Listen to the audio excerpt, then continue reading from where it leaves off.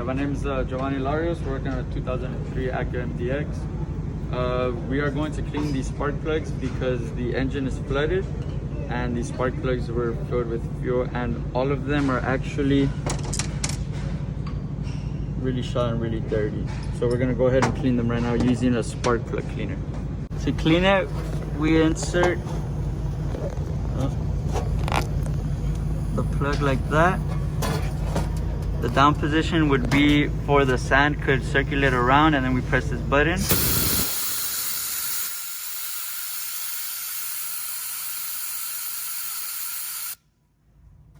the top one.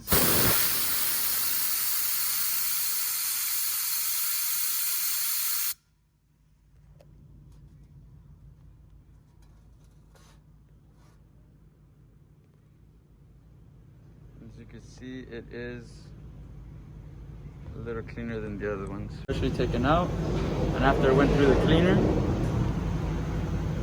we're going to continue to do that with the rest of the spark plugs, and we're going to reinstall them.